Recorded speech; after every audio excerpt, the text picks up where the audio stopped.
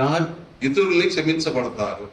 யார் மற்றவர்களால் மன்னிக்கப்படுகிறார்கள்? దేవుని కుమారులుగా ఉండే వాళ్ళు ఇతరుల్ని క్షమిస్తారు. தேவனுடைய குமாரர்களாக இருக்கிறவங்க மற்றவர்களை மன்னிப்பார்கள். మత్తయి రాసిన సువార్త மத்தேயு எழுதின சுவிசேஷம் 5:44 5ஆம் அதிகாரம் 44ஆம் வசனம்.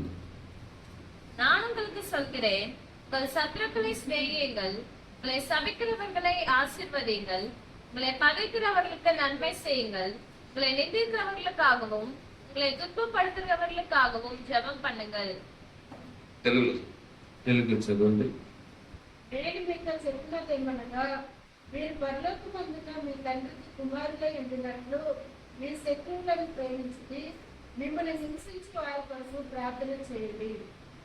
ఇక్కడ మనం శత్రువుల్ని ప్రేమించాలని మనకి ప్రభువు చలవిస్తున్నాడు. இங்க ஆண்டவர் சொல்கிறார், சத்துருக்களை நேசிக்க வேண்டும் என்று. మనం ఎలా శత్రువుల్ని ప్రేమించగలం? நாம் எப்படி அவர்களை அன்பு கூற முடியும்? మనల్ని நம்மை నిందించే వాళ్ళని మనం ప్రేమించాలి.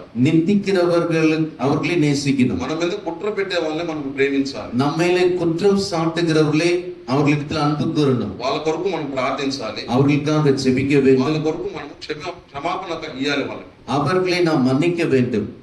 ఇలాంటి గుణలక్షణాలు మనలో ఉంటే, இப்பேற்பட்ட குணாதிசயங்கள் நாம் கொண்டிருப்போம் என்றால், దేవుడు మనకి ఇచ్చిన వాగ్దానాన్ని నెరవేర్చే వాళ్ళకు మనం ఉంటాం. ஆண்டவர் நமக்கு கொடுத்த கட்டளைகளை நிறைவேற்றுகிறவர்களாக இருப்போம்.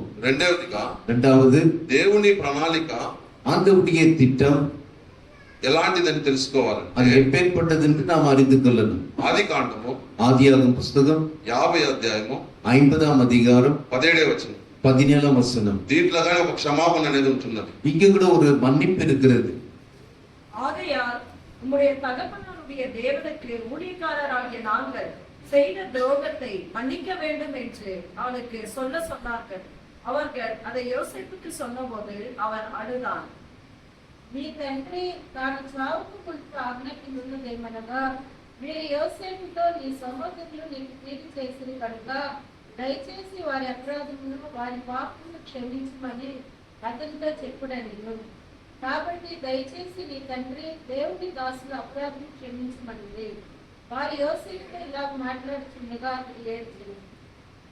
ఈ ఒక వాక్యంలో మనకు తెలిసింది ఏమంటే, இந்த வேத பகுதியில் நாம் அறிந்து கொள்வது என்னவென்றால், యోసేపు అనే భక్తుడు మనకందరికి తెలుసు. யோசேப் நாம் அறிந்திருக்கிறவர்கள் தான். అతని అన్నదమ్ములు ఎలాంటి హింస పెట్టినారో మనకు తెలుసు. அவருடைய அண்ணன்மார்கள் அவரை எவ்வளவு துன்பப்படுத்தினார்கள் நாம் அறிந்திருக்கிறோம். అయినా కానీ అలాంటి స్థితిలో ఉన్నా కానీ, அப்பேற்பட்ட சூழல் இருந்த போதிலும் తన అన్నదమ్ముల్ని క్షమించాడు. தன்னுடைய அண்ணன்மார்களை மன்னித்தார். ఆయన్ని మరణానికి అప్పగించినప్పుడు కానీ, அவரை மரணத்துக்குள்ளாக தள்ளின போதிலும் கூட, వేరే దేశానికి అమ్మి వేసినా కానీ, வேற நாட்டுக்கு விற்று போட்டாலும் கூட, ఎన్ని శోధనలు ఎన్ని బాధలు ఆయన పట్టినా కానీ, எத்தனை சோதனை எத்தனை வேதனை பட்ட போதிலும் తన అన్నల్ని క్షమించాడు. தன்னுடைய அண்ணன்மாரை ఈ மன்னித்தார். రోజు మనం నేర్చుకోవాల్సిన ఒక పాఠం ఏమిటంటే, இன்றைக்கு நாம் கற்றுக்கொள்ள வேண்டிய பாடம் என்னவென்றால், క్షమాపణ.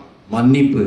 మనం క్షమించే వాళ్ళకు మొదటిగా ఉండాలి. நாம் మన్నిக்கிறவர்களாக முதலாவது ఇది இருக்கு. వరకు మనం ఎవరైనా క్షమించకుండా ఉంటే, இதுவரைக்கும் நாம் யாரையாவது மன்னிக்காமல் இருப்போம் என்றால், అయితే మనం వాళ్ళ దగ్గరికి వెళ్ళి క్షమాపణ அவரிடத்துல சென்று மன்னிப்பை கேட்போம்.